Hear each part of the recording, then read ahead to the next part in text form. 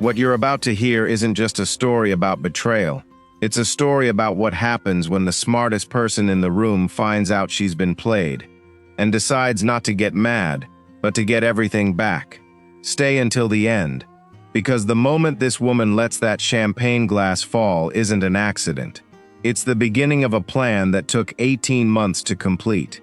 The lights above the reception tent glowed amber, the kind of warm that makes people believe, for a few hours, that nothing bad could happen under it. Elena believed it. She had no reason not to. She turned her glass slowly between her fingers, watching the bubbles climb and vanish, half listening to the string quartet stumble through a song she couldn't name. Somewhere behind her, laughter rose and fell like a tide.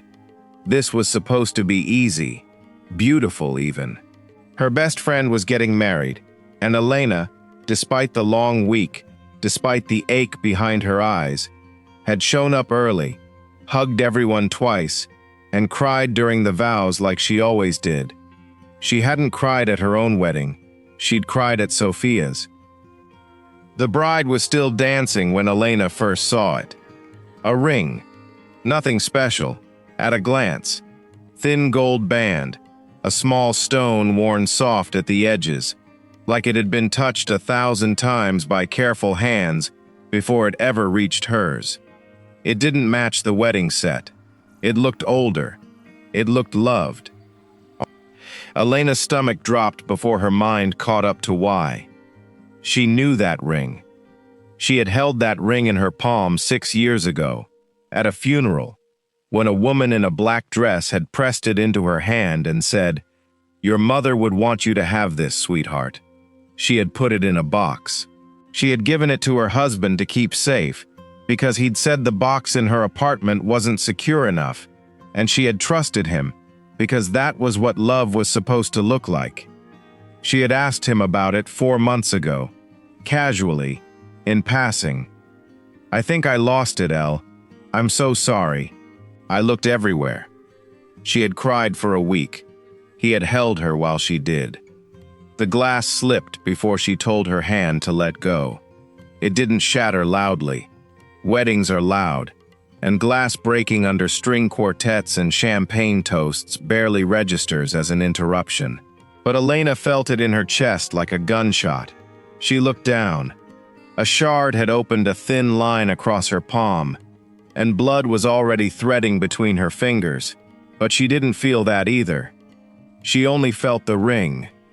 Sophia stopped dancing, stopped laughing. For half a second, something crossed her face that wasn't shock. It was recognition. The look of someone who has been waiting for a long time to be caught. "Elena," Sophia started, stepping off the dance floor, her hand instinctively curling inward, as if she could still hide the ring now, 3 hours too late. "You said it was gone," Elena said. Her voice didn't shake. That would come later. Right now it was flat, quiet, almost curious, the voice of someone doing arithmetic in her head and not liking the answer. "Richard told me he lost it."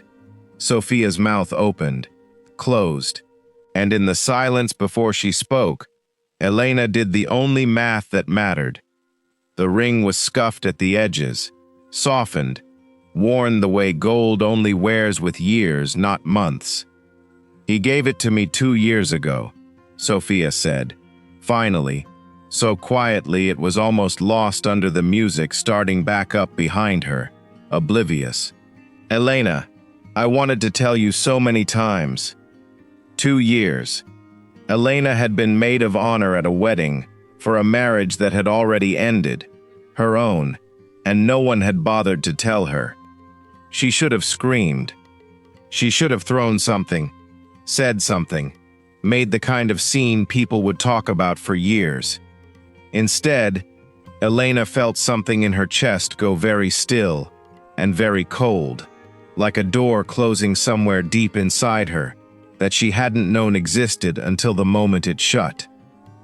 Across the room, Richard turned from the open bar, drink in hand, laughing at something a groomsman had said, And then he saw her face. He stopped laughing. Elena didn't move toward him. She didn't need to. She had spent 11 years building an entire life on the assumption that the people she loved told her the truth. That assumption had just died quietly on a dance floor, and in its place, something far more useful was already taking shape. She wasn't going to cry. She was going to find out exactly how long, exactly how much, and exactly who else knew. And then she was going to make sure they regretted every single day they thought she wouldn't. 6 years earlier, the apartment smelled like burnt coffee and ambition, the specific scent of two women in their late 20s who had decided, against all financial logic, that they were going to make something of themselves. "You cannot show up to the interview in that blazer," Sophia said, not looking up from the textbook she was pretending to read. "It has a coffee stain, shaped like Florida."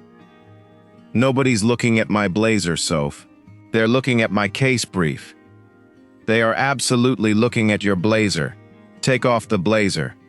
Elena had laughed, really laughed, the kind that came easy back then, before every laugh had to be checked for what it might cost her later. Sophia had been her person since sophomore year of college, the friend who showed up with wine and takeout during finals week, who'd driven 6 hours through a snowstorm the week Elena's mother died, just so she wouldn't be alone. If someone had told her, that morning, that this woman would one day wear her mother's ring at her own wedding, to Elena's husband, she would have laughed even harder. The years move the way they do when you're building something. Fast, blurred, stitched together by milestones instead of days. Elena passed the bar. Sophia was the first person she called. Elena made junior partner at 29, and Sophia sent a bottle of champagne to her office with a card that read, "Look at you, terrifyingly competent." Richard came a year after that. Tall, easy smiling, the kind of confident that made rooms feel safer just because he was in them. Elena had introduced him to Sophia over dinner, nervous in a way she rarely let herself be, watching to see if her two favorite people would like each other. They had. Of course they had. Sophia had pulled her aside in the bathroom that night and whispered, "Marry him. I mean it. He looks at you like you hung the moon." At their wedding, Sophia had been the maid of honor. Her toast had made half the room cry. Something about loyalty, about how lucky people were to have even one person in their life who'd choose them again and again. Elena remembered crying at that toast, thinking she was the luckiest woman in the building.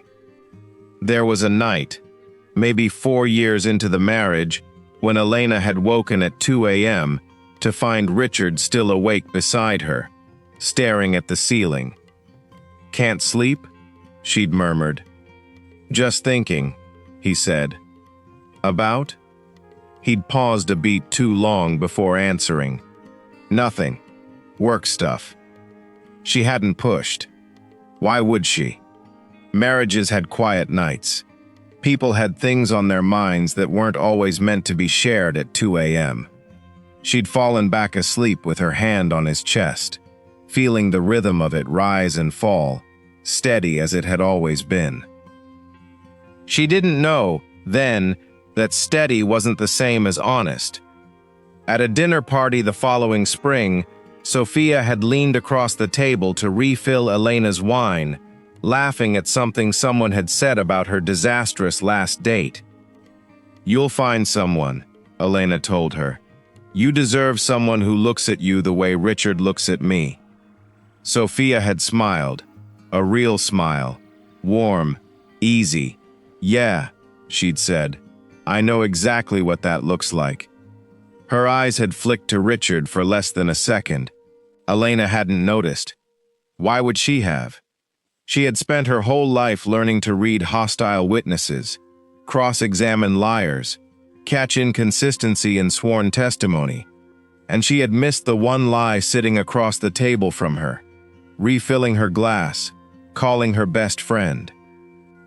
18 months before the wedding, Elena's phone buzzed against the desk while she was 3 exhibits deep into a deposition prep. Richard, running late, grabbing drinks with a client. Don't wait up. Ordinary. Forgettable. The kind of text a marriage generates by the thousands over a decade. Logistics. Nothing more. She typed back a thumbs up and returned to her exhibits, and would have forgotten the moment entirely if her phone hadn't buzzed again 40 minutes later. Sophia, work drinks running long. Don't wait up for our call tonight. Rain check? Elena had frowned at that one. Not suspicion, just a small, idle noticing. A tiny itch at the back of her mind, gone as quickly as it arrived. 2 friends, out late on the same night, at unrelated things. Coincidences happened. She had a closing argument to prepare. She put the phone face down and didn't think about it again. Not consciously, anyway. The itch came back a few weeks later, at a firm holiday party, delivered by someone who had no idea she was handing Elena a loose thread. "Oh, I think I saw your husband last week," said Denise, the wife of one of the partners, swirling her wine with the easy carelessness of someone making conversation, not confessing anything. "Downtown, at that little Italian place on 5th. He was with a friend. I didn't want to interrupt. They looked deep in conversation." "Probably a client," Elena said, smiling, reaching for her own glass. "He's always taking someone to dinner these days." Maybe," Denise said, already drifting toward another topic. "I just remember thinking she looked familiar. Anyway, did you hear what happened with the Kowalski account?" Elena nodded along, laughed at the right moments, asked the right follow-up questions, but some part of her brain, the part trained over a decade to notice when a witness's story didn't quite line up with the timeline, had quietly filed the detail away. Denise had said she. Richard hadn't mentioned a dinner with a client last week. Elena was almost sure of that. Almost. That night, Elena lay awake long after Richard's breathing had evened out into sleep. She told herself it was nothing. She built a case for the defense before anyone had even accused him. Client dinners happened. Colleagues sometimes brought their wives. Denise had probably misremembered the day, or the person, or both. Elena had spent her career picking apart flimsy evidence, and by any objective measure, this was flimsy. A stray comment, a missing detail in a schedule, nothing you could take before a judge. But there was a difference, she realized, lying there in the dark, between evidence that wouldn't hold up in court and evidence that was still true. She looked at Richard's face in the gray light from the window, familiar, peaceful, unbothered, and felt something she didn't have a name for yet. Not suspicion, not exactly, something quieter. The sensation of standing in a house you've lived in for years and noticing, for the first time, a door you don't remember ever opening. She closed her eyes, told herself she was tired, that depositions made her paranoid, that this was what happens when you spend all day looking for the lie in someone else's story. She almost believed it. The next morning, she almost asked. Richard stood at the counter, knotting his tie, running through his day out loud, the way he always did. A habit she'd once found endearing. Proof he wanted her woven into the small details of his life. Meeting with the Hendricks Project at 10, lunch with the city planner, then I'm free by 6. Did you have dinner with a client last week, downtown? The question sat right behind her teeth. She felt it form, felt the shape of it in her mouth. What came out instead was, "Have a good day." He kissed her, grabbed his coffee, and was gone before the door had fully shut behind him. Elena stood in the kitchen a moment longer, mug warm between her hands, and let the unasked question dissolve back into the quiet of the apartment. It would be months before she asked it again. By then, it would be too late to matter. Over the months that followed, the evidence didn't arrive all at once. It arrived the way water finds cracks in a foundation. Slow, patient, one drop at a time, easy to ignore, until the day the wall simply gives way. Richard started working later. Elena noted it, then explained it. The Hendricks project was demanding. Everyone said so. Sophia started canceling their standing Sunday brunch more often. Elena noted it, then explained it. She'd just started dating someone new. She was probably embarrassed to talk about it yet. Richard's phone, once left carelessly on the kitchen counter face up, started appearing face down, screen locked, a habit she told herself she was imagining because she'd started looking for it. She was a woman who built cases for a living. She knew, better than almost anyone, what a pattern looked like when you laid the evidence out end to end. She simply refused to lay it out. The email was an accident. His account left logged in on the home computer, a hotel reward summary sitting open in a browser tab he'd forgotten to close. 12 nights. A boutique hotel 90 minutes north, in a small town Elena vaguely remembered him mentioning once, in relation to a site visit for a client. 12 nights logged over 4 months. She did the math without meaning to. The number of trips he'd actually told her about didn't come close to 12. Her hand hovered over the mouse. She could click into the account, check the folios, the room numbers, whether it was one guest or two. It would take 4 minutes, maybe 5, to know something she couldn't unknow. She closed the tab instead. Later, she would try to explain this moment to herself, and fail. It wasn't trust, exactly. Trust would have meant she believed there was an innocent explanation, and felt at peace with that belief. This was something closer to triage. A woman standing at the edge of a cliff, choosing very deliberately not to look down, because she understood, with total clarity, that once she looked, there would be no unseeing the ground below.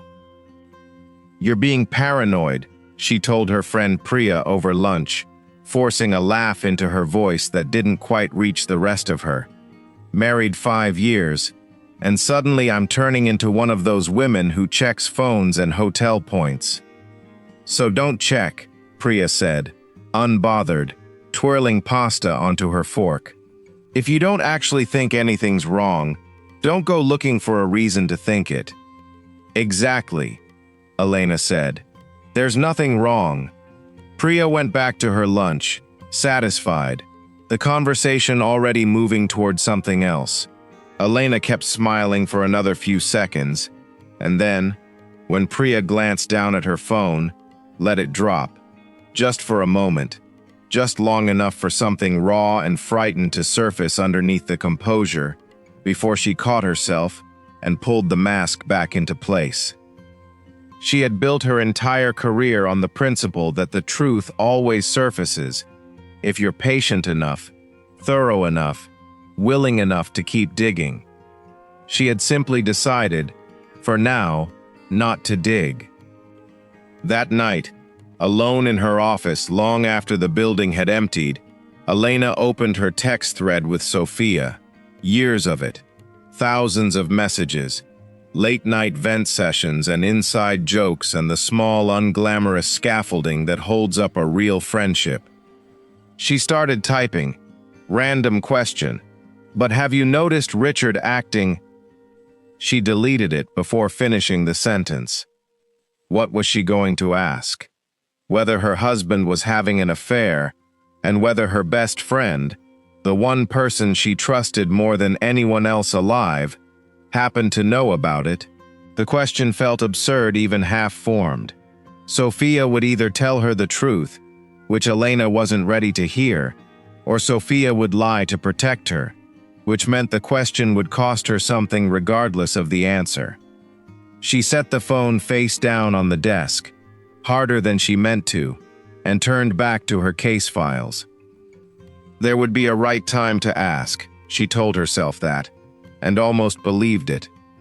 She had no way of knowing, yet, that the person she was afraid to ask was the person with the least right to answer honestly, because Sophia already knew exactly what Elena was too afraid to find out, and had known for a very long time. The discovery, when it finally came, didn't arrive through suspicion at all. It arrived through paperwork, the least dramatic, most ordinary door imaginable, the kind Elena had walked through 1,000 times in her career without incident. She was doing year-end filing, the tedious ritual of organizing tax documents and account statements into folders, when she found a deed she didn't recognize in the shared cloud drive.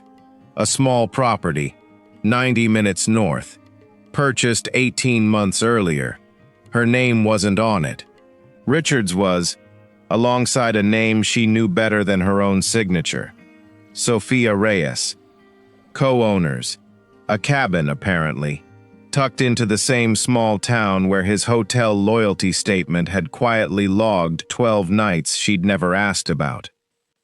Elena sat very still in her home office chair for a long moment, the cursor blinking on the screen, and felt the last 18 months of careful, deliberate not-looking collapse in a single instant. She did not cry. She did not call Richard. She did not call Sophia. She opened a blank document and started a timeline. It was, she would realize later, the single most useful skill her career had ever given her.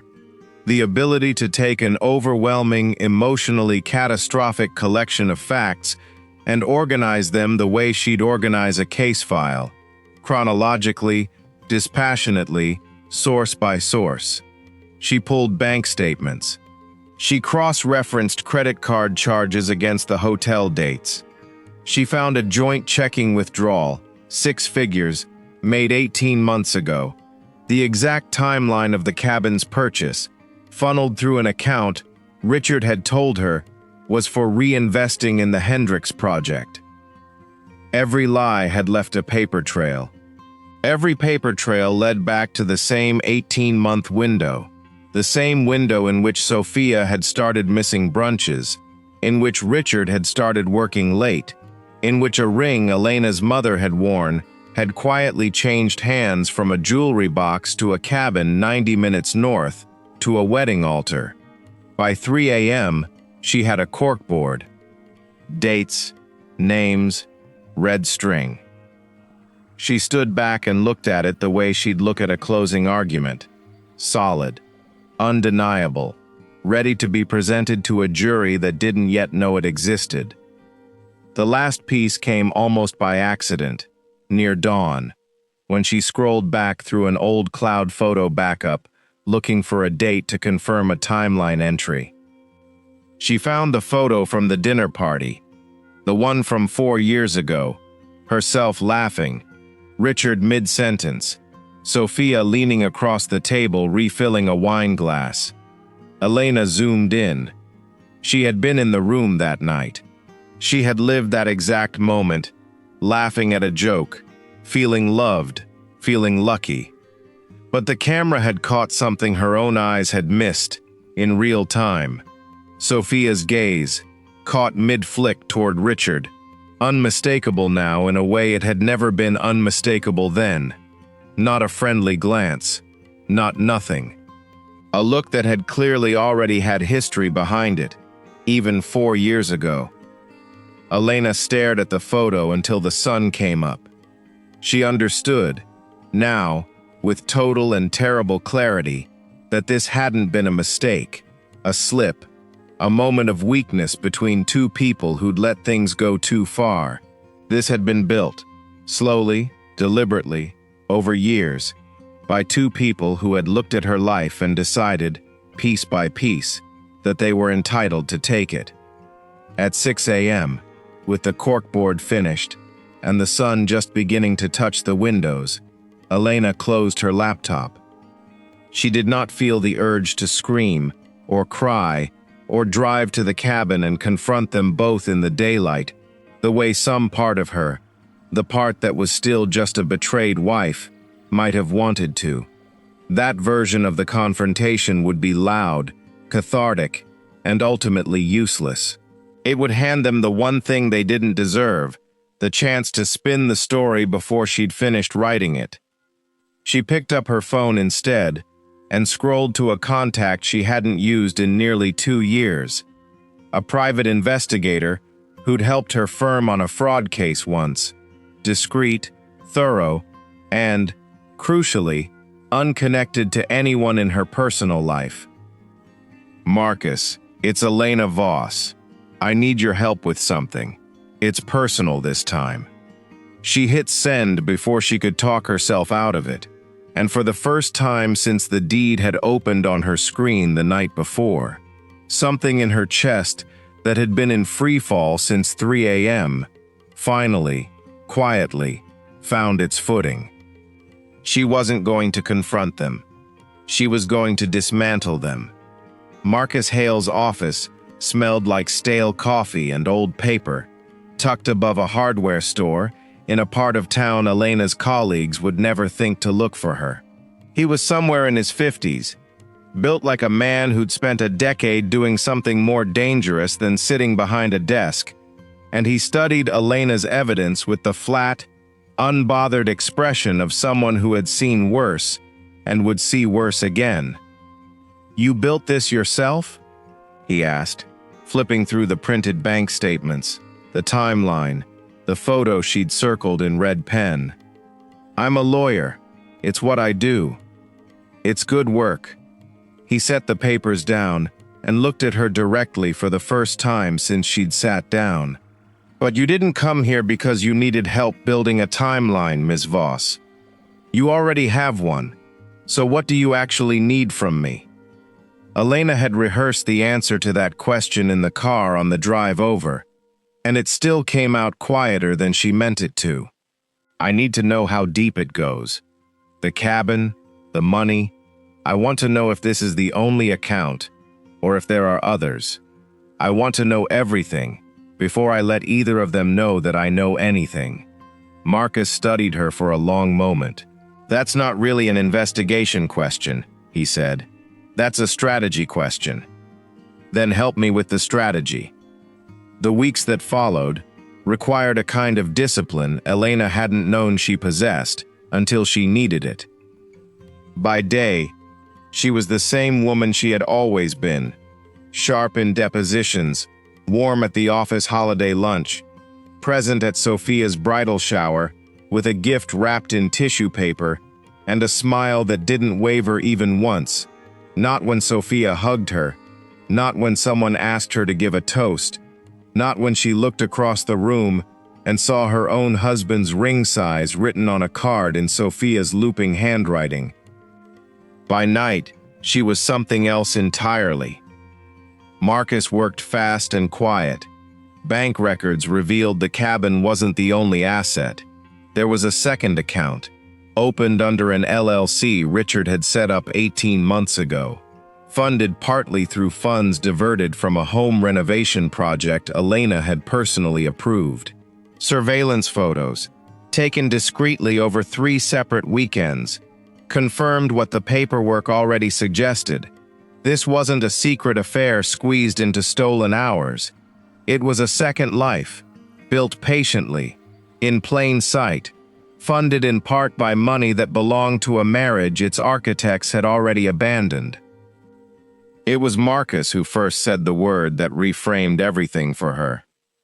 "This isn't just an affair, Elena." He rarely used her first name. When he did, it meant he thought she needed to actually hear something. "Look at the timing on this LLC. Look at how the cabin's structured. Somebody had a lawyer draft this. A good one. This was set up to survive a divorce. If he'd filed for one before the wedding, you'd have gotten half of a marriage's worth of assets. If he waits until after, If this all gets folded into a new marriage, new ownership structures, you get considerably less. Somebody planned this. Elena stared at the documents in front of her, at signatures, dates, an ownership structure engineered with the precision of a man who built his fortune moving property around exactly this kind of legal trap. Richard hadn't just fallen in love with someone else. He had run the numbers.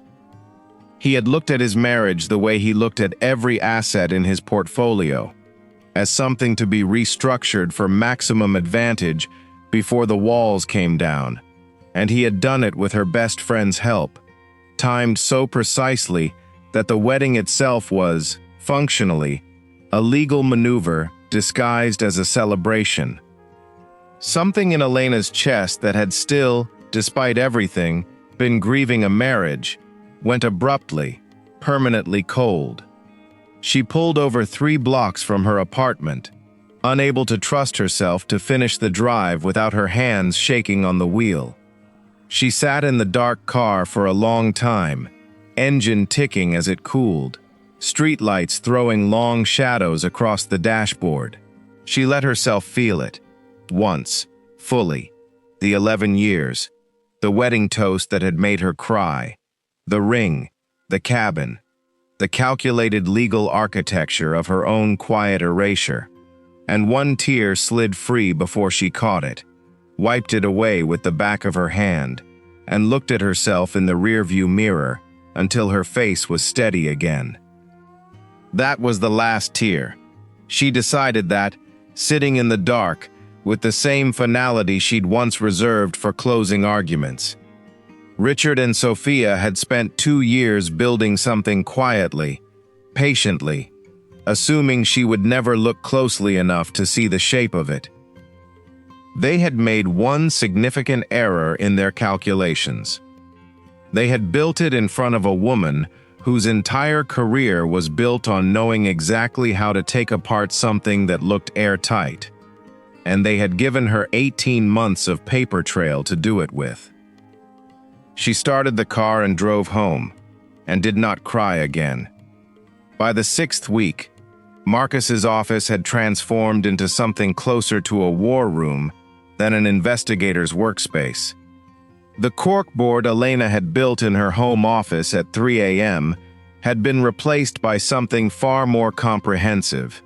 A full wall, organized in Marcus's meticulous hand, tracing 18 months of decisions that had all, without exception, been made at Elena's expense.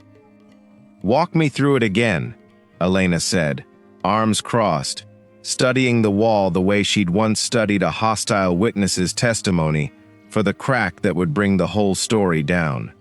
From the beginning. Marcus didn't need his notes. He'd clearly rehearsed this. 18 months ago, Richard opens an LLC, Hendricks Ridge Holdings. On paper, it's a legitimate side investment vehicle, the kind of thing a real estate developer sets up all the time. Except the seed capital came from a joint account you both contributed to, funneled through a renovation invoice that was never actually for a renovation. "The kitchen," Elena said quietly. "He told me the contractor went over budget." There was no contractor. That money went straight into the LLC. 2 months later, the LLC purchases the cabin. Sophia's name goes on the deed alongside his, not as a girlfriend, not informally, as a business co-owner. That's not romantic. That's structural. That protects the asset from being cleanly classified as marital property if a divorce ever happened before the wedding. Marcus tapped a photograph near the bottom of the board. Richard and Sophia outside a downtown office building, mid-conversation with a man in an expensive suit. "This is Alan Kessler, divorce and asset protection attorney. Very good. Very expensive. Very not the kind of lawyer you hire for a casual affair. This is the kind of lawyer you hire when you're structuring an exit from one marriage and an entrance into a new financial arrangement, and you want to make sure it survives legal scrutiny. Elena stared at the photograph. She recognized the building. She had walked past it 100 times, had once recommended a colleague to a firm 2 floors above Kessler's office, had no idea, at the time, that the man inside was quietly helping architect the end of her marriage with the precision of a corporate merger. When was this taken? 4 months ago, around the time the wedding invitations went out. Elena felt something settle into place with the cold click of a lock turning. The wedding hadn't been an afterthought, a romantic impulse 2 people finally acted on. It had been the final phase of a plan that had a lawyer, a timeline, and an asset structure built around it months in advance. "So tell me what I'm actually looking at," Elena said finally. "Not emotionally, legally. What does this structure mean for me?" Marcus leaned back against his desk. "It means if you'd found out about this after the wedding and filed for divorce the way most people do, angry, in a hurry, without documentation, you'd have been fighting an uphill battle to prove any of these assets were marital property. He built this specifically so that a court would look at the cabin, the LLC, all of it, and see Richard and Sophia's business venture, not something you had any claim to. But I found out before the wedding was legally finalized, in terms of asset transfer." "Right, and you found it with documentation nobody expected you to have. That changes everything. You're not walking into a divorce as the wounded party begging for fairness. You're walking in as the person holding the paper trail that proves premeditated, fraudulent concealment of marital assets, which, depending on how your attorney plays it, isn't just a divorce case anymore." Elena looked at him steadily. "What is it then?" "It's leverage," Marcus said. "More leverage than either of them has any idea you're holding." That night, Elena sat at her own desk and did what she did best. She built a plan. Not a confrontation, not a scene at a restaurant, not a screaming match in a kitchen, not the satisfying but ultimately powerless catharsis of telling Richard exactly what she thought of him to his face. She had learned, over 18 months of watching 2 people quietly dismantle her life while smiling at her across dinner tables, that the version of justice that felt best in the moment was rarely the version that actually cost them anything. She wrote a list instead. Retain outside counsel, someone with no connection to Richard's firm or social circle. Do not confront. Do not tip them off. Let the wedding proceed as planned. It locks their asset structure into place exactly as documented, which works in my favor, not theirs. File immediately after. Timing matters. Before Kessler can restructure anything post-wedding. Preserve every piece of correspondence, every gift, every dollar that moved through that LLC. She looked at the list for a long time, then added one final line, in smaller handwriting, almost to herself. Let them think they won, right up until they don't. She closed the notebook, turned off the desk lamp, and went to bed. And for the first time in 18 months, she slept without dreaming about the ring. The weeks before the wedding required Elena to become the best actress she had ever been. She helped Sophia choose centerpieces. She sat through a dress fitting, zipping her friend into white silk, complimenting the neckline, saying nothing about the ring on Sophia's hand that she now recognized every time it caught the light.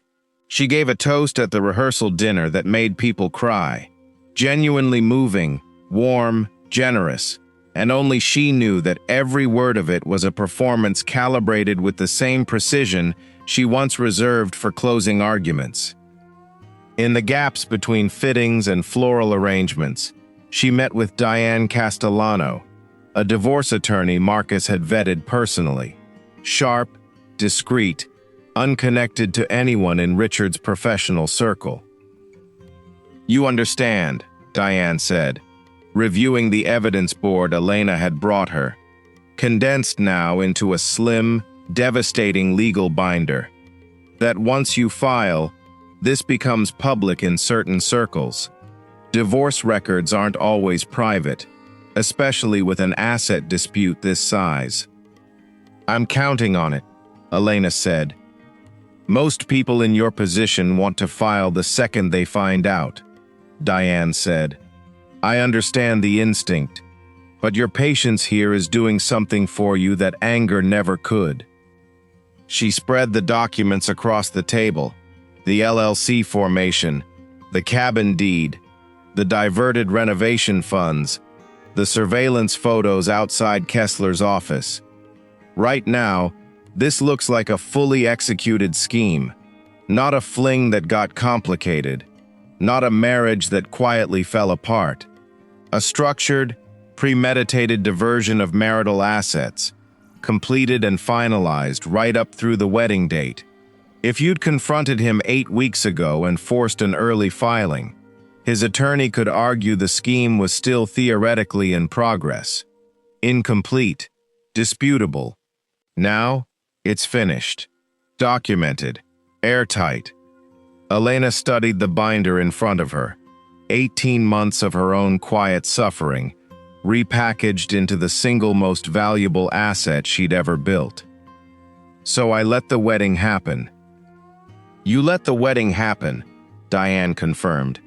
"And then, the moment the ink is dry on that marriage certificate, we file for divorce from Richard, and simultaneously, a civil suit against both of them for fraudulent concealment of marital assets.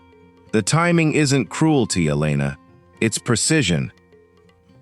The day before the wedding, Elena walked through the empty reception venue alone, ostensibly checking on final details for Sophia, who'd asked her to confirm the seating chart one last time. She found her own name near the top of the table assignments: Elena Voss, Maid of Honor. Beside it, in Sophia's handwriting, a small note: "Toast, 8 p.m. Keep it short and sweet. Love you." Elena stood there for a long moment, running her fingers along the edge of the table, feeling the strange vertigo of a woman standing inside a celebration built entirely around her own quiet undoing, and being, for the first time in 18 months, completely at peace with what was coming. Tomorrow she would give that toast. She would mean every warm word of it, in the way an actor means every word of a role they've fully inhabited. She would drink champagne, dance with distant relatives, and hug her best friend one more time.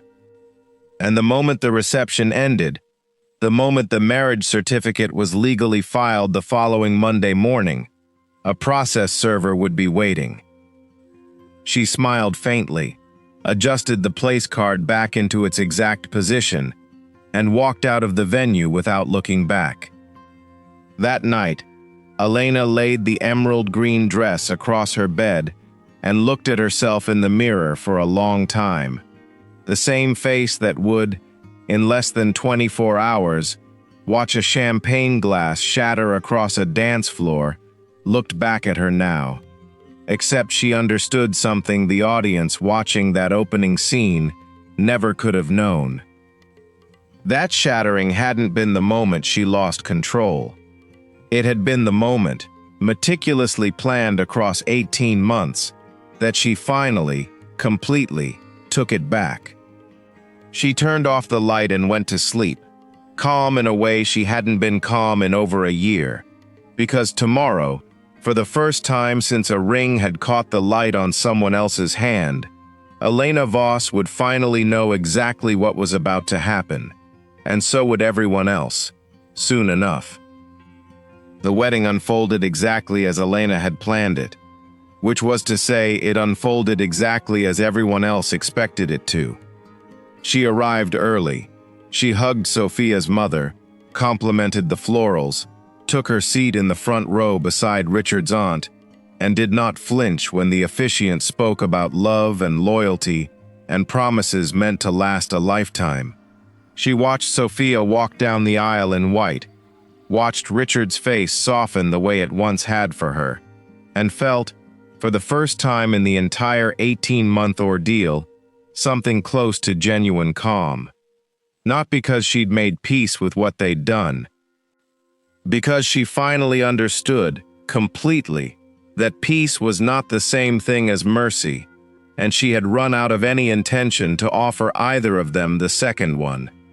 She positioned herself near the edge of the dance floor before the first dance began, not by accident, though it would look like one to anyone watching. She had learned, over the past 2 months, exactly which angle of light caught a ring's detail best, because she had spent an embarrassing number of hours studying old photographs, trying to determine precisely when her mother's ring had left her jewelry box and found its way onto someone else's hand. She watched Sophia spin in Richard's arms under the string lights, laughing, radiant, thoroughly unaware that the woman standing quietly at the edge of the room already held a legal case built to dismantle everything the two of them had spent 2 years constructing. The ring caught the light exactly when Elena expected it to. She let the glass slip. "You said it was gone," Elena said again. "Except now, we understand what Sophia and Richard could not have known in that moment. That Elena's shock was real, and had always been real, but it was no longer the only thing driving her. The performance of heartbreak was genuine.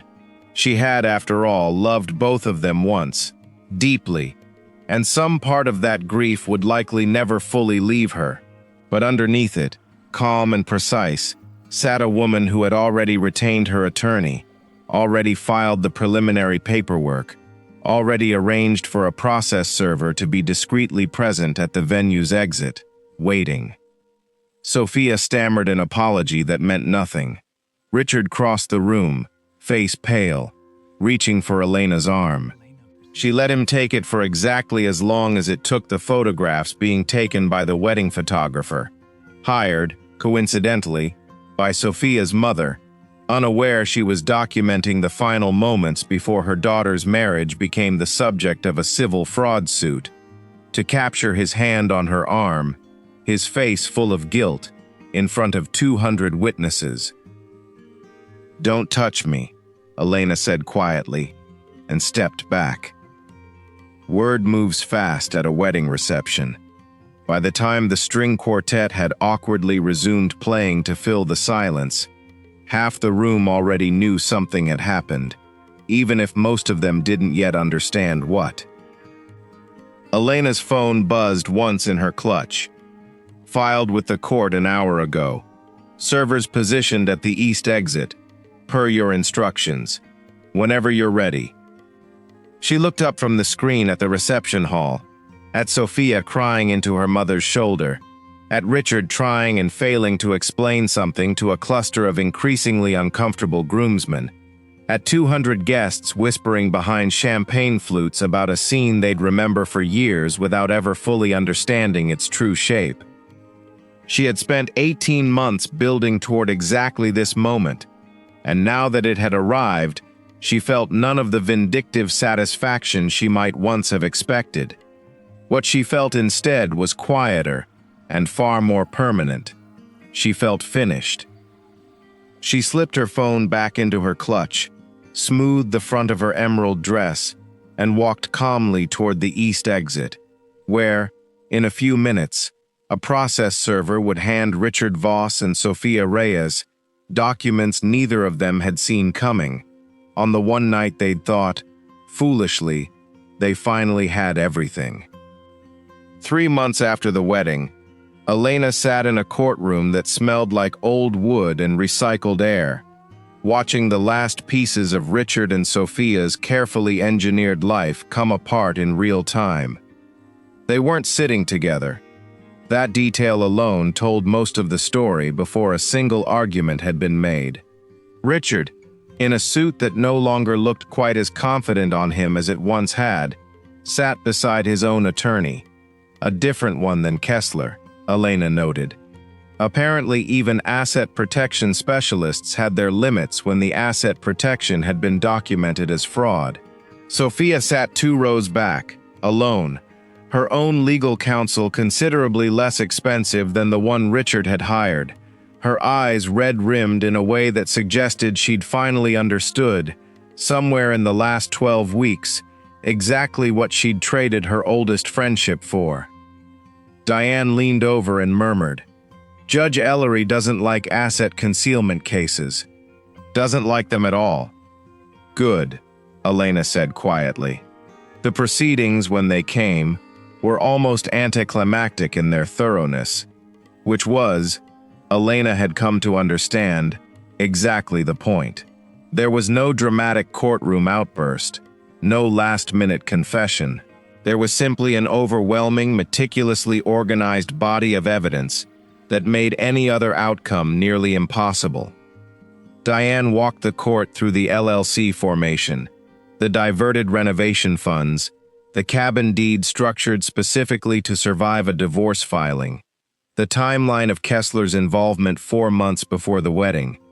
Richard's attorney tried, weakly, to argue that the funds represented a legitimate investment decision, that the relationship with Sophia had developed independently of any financial planning, an argument that collapsed almost immediately under the weight of dated bank transfers that lined up with dinner reservations, hotel stays, and a joint LLC filing with suspicious precision. By the second day, it was no longer a question of whether Richard had concealed marital assets. It was only a question of how much he would be required to return, and how the court would characterize what he'd done. The ruling, when it came, was almost surgical in its clarity. The court found Richard had engaged in the deliberate, fraudulent concealment of marital assets, a finding that would follow him not just financially, but professionally, in an industry built almost entirely on trust and reputation. The cabin, the LLC, and a significant portion of Richard's investment portfolio were awarded to Elena as part of the settlement. Sophia, named as a co-conspirator in the civil suit, was held jointly liable for a portion of the damages, a judgment that would follow her for years, in a professional field that ran background checks as a matter of routine. Elena watched Richard's face when the judge said the word fraudulent aloud, entered permanently into the public record, the kind of word that would surface in a search engine query for the rest of his career. Watched something in him deflate in a way she recognized. The particular collapse of a man who had spent his whole life believing his charm would always be enough to outrun the consequences of his choices. Discovering, finally, that it wasn't. She felt no triumph in it. She had expected to. She felt, instead, something quieter, the simple, clean satisfaction of a case closed correctly. Weeks later, in a new apartment on the other side of the city, smaller than the home she'd shared with Richard, but entirely her own, filled with morning light, she'd chosen specifically because it reminded her of nothing from her old life. Elena unpacked the last box from the move. At the bottom, wrapped in tissue paper Diane had specifically requested be returned as part of the settlement, she found the ring. She held it up to the light the way she had, months ago, at another wedding, when the same gesture had detonated everything. It caught the light exactly the same way it had that night, but this time, there was no ambush behind it, no six-figure secret hiding beneath its scuffed gold band. It was just a ring, her mother's ring. Finally, only that. She set it gently on a shelf by the window, beside a framed photo of her mother from years before any of this had started, and looked out at the city below. New, unfamiliar, entirely hers to build again, on her own terms this time. She had spent 18 months learning that the truth, however long it takes to surface, always eventually does. She had spent the months since learning something else, something she suspected would matter more in the long run. that surviving the truth wasn't the ending. Rebuilding, on her own terms, quietly, without anyone's permission, that was. Elena didn't just survive what they did to her. She rebuilt her life on her own terms, without asking anyone's permission. If this story hit home for you, or if you've ever had to rebuild after betrayal, let us know in the comments below. And if you want to see what happens when someone doesn't wait 18 months, when they get their answer and their revenge in a single night, click the video on your screen right now, because that story is even more unbelievable than this one.